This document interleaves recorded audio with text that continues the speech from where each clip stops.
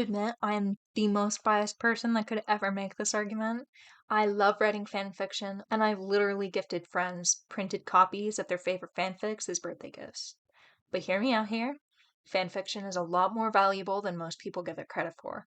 It can be your first experience in creative writing, how you start your career as an author, or even the foundation of your closest friendships. But what makes it so valuable, other than these things? What people recognize as fanfiction started in the 1960s and 70s with the rise of the Star Trek fandom, but only became widely accessible when the internet gave us the opportunity to keep it all in one place, or at least across various websites and personal blogs. However, the act of being inspired by others' art and creating your own version of it has been happening for a lot longer than 50 years. Classical composers used to riff off each other's work all the time, and they were constantly collaborating with each other on pieces that they might not always get credit for. In the visual art world, successful painters like Vincent van Gogh were known to make friends with one another and take amateurs under their wing. But even if we had to narrow it down to the literary sphere specifically, it's always been equally as popular, if not more. Jane Austen's work has always been heavily inspired by Charlotte Bronte's, especially Jane Eyre. Dante's Divine Comedy is pretty much just Bible fan fiction. Or, as a more recent example, what's the difference between 10 Things I Hate About You being a rewrite of Shakespeare's Taming of the Shrew or a high school AU of it?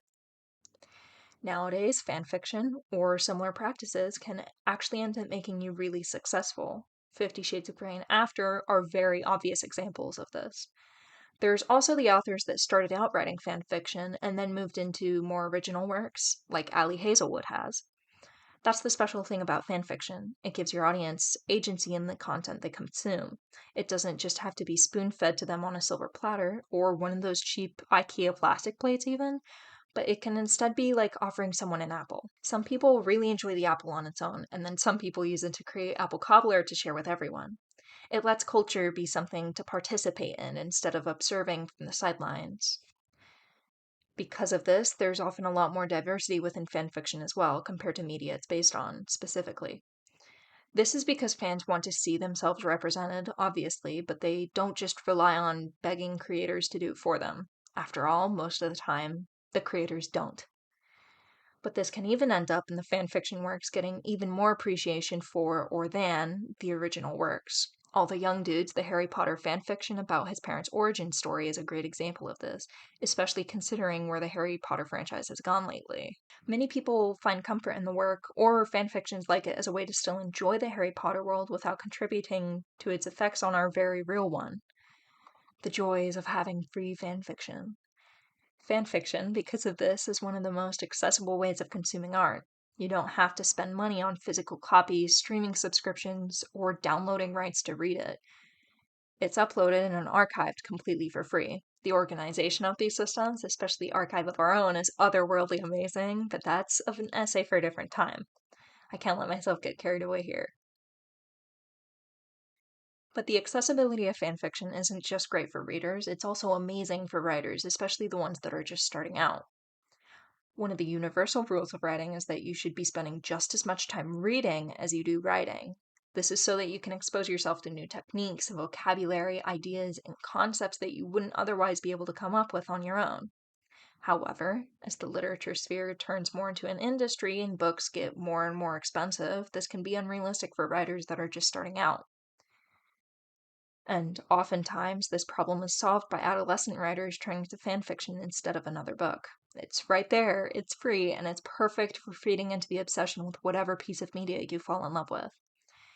You can learn more about writing from both original media and fanfiction. And as a personal note, there are multiple pieces of fanfiction that I've read that don't just have better writing than anything I could make, but honestly better than traditionally published and highly loved books I've read in the past. Any other fanfiction reader could tell you the same thing. In fact, please feel free to do so in the comments. I'm in need of something new to read anyway, so I'd love any recommendations of well-written fics. The free access to fanfiction pretty much guarantees community in fandom spaces too.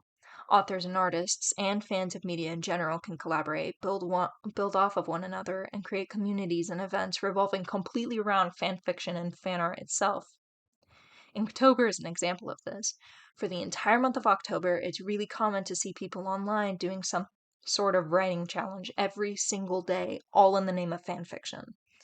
Both in October and the rest of the year, all of this community encourages tons of creativity by letting writers imagine different scenarios, situations, and endings for characters in a world that they already love. It gives you good practice in basic writing techniques, keeping characterization consistent, and background research. If you're writing a House MD Enemies to Lovers fanfiction between House and Wilson, you will at least have to know some medical jargon to get through it. Also, and what I love doing the most, is when fanfiction pushes writers to not only imagine what they could change in the fanfiction they enjoy, but what they could make better than the original, a la the Fix-It fic. Original characters, on the other hand, can also help writers keep characters consistent even when they interact with figures outside of the canon. In their own non-fanfiction works, this can keep character interactions not only realistic, but really fresh. Writing good fanfiction usually entails a lot of studying of the original media and characters, especially how they interact. They have to pay attention to a lot of minor details that would otherwise go forgotten, especially when the creators of the original media don't go too heavy on characterization or detailed world building. One small gesture could turn into a whole personality trait within fanfiction. In original works, things like character quirks, behaviors, and speech patterns are usually just figured out along the way of writing a first draft, but in fanfiction you can get some really good practice at this specifically. So, if writing fanfiction and reading fanfiction gives us so many benefits, both on writing better and having more art to enjoy in general, why do we hate it so much? One of the leading reasons is the difference between high and low culture. Fanfiction is part of the lower culture, which means that it isn't considered esteemed enough to get the same amount of respect that original media typically does. People can use the low culture argument to ignore fanfiction as an art form entirely, too. Not me, though. You guys stay safe. Its existence outside of these traditional artistic spaces that have now become centered on profit, publishing, and audience appeal are another reason for it becoming cast off. The best fan fiction comes from being something the author personally wanted to read in their own specific way. This lack of outside influences also keeps fanfiction as one of the purest art forms still remaining.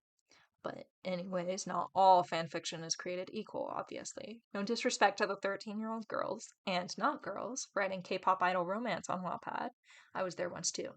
However, any art medium will have objectively bad pieces. This doesn't mean that they aren't valuable or that the entire medium should be disregarded, but instead that there's a lot of nuance and variation within the genre, which is actually pretty great. To be completely frank, though, the hatred of fanfiction can typically be narrowed down to two main causes: cringe culture and misogyny. Fanfiction communities have always had women as the overwhelming majority, especially neurodivergent women. The elitism that comes from other art spheres, this alone could be enough for people to write off, punny, the entire medium. After all, many of the widely beloved works of fanfiction that aren't made fun of are the ones that are written by men, like Dante's Inferno and Shakespeare. And Shakespeare's work, not just Shakespeare.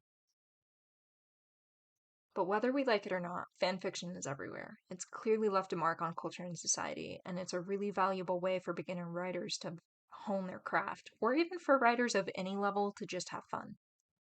After all, the word amateur doesn't have to mean being bad at something. It comes from the Latin word for love, amare, and being an amateur can just as accurately describe doing something for the love of doing it, not for the principle of being the best or getting paid to do it.